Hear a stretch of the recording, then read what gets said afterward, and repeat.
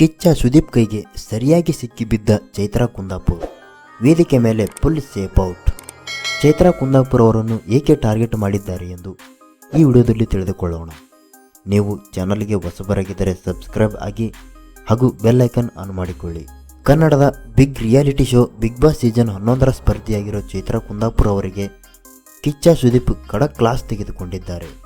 Release ಆದ ಹೊಸ ಪ್ರೋಮೋದಲ್ಲಿ ಕಿಚ್ಚ ಸುದೀಪ್ ಅವರು ಅಕ್ಷರಶಃ ಕೆಂಡಾಮಂಡಲರಾಗಿದ್ದಾರೆ. ರಿಲೀಸ್ ಆದ ಹೊಸ ಪ್ರೋಮೋದಲ್ಲಿ ಕಿಚ್ಚ ಸುದೀಪ್ ಮನೆ ಮಂದಿಗೆ ಒಂದು ಅವಕಾಶ ಕೊಟ್ಟಿದ್ದಾರೆ.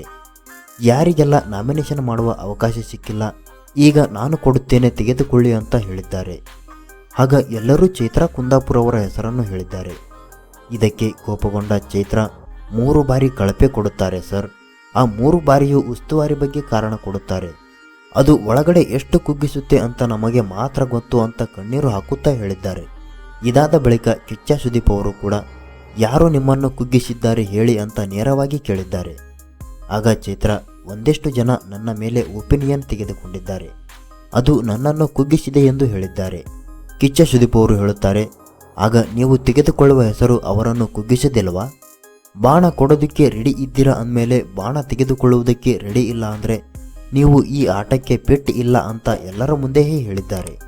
ಇಂದಿನ ಕಿಚ್ಚನ ಪಂಚಾಯಿತಿಯಲ್ಲಿ ಕಿಚ್ಚ ಸುದೀಪ್ ಅವರು ಚೈತ್ರಾ ಕುಂದಾಪುರ್ ಮೇಲೆ ಕೆರಳಿ ಕೆಂಡಾಮಂಡಲ ಕಾರಿದ್ದನ್ನು ನೋಡಿ ಮನೆ ಮಂದಿ ಶಾಕ್ ಆಗಿದ್ದಾರೆ. ನಿಮಗೂ ಚೈತ್ರಾ ಕುಂದಾಪುರ್ ಬಗ್ಗೆ ಏನೆನಿಸುತ್ತದೆ ಕಮೆಂಟ್ ಮಾಡಿ ಹಾಗೂ ವಿಡಿಯೋಗೆ ಲೈಕ್ ಮಾಡಿ.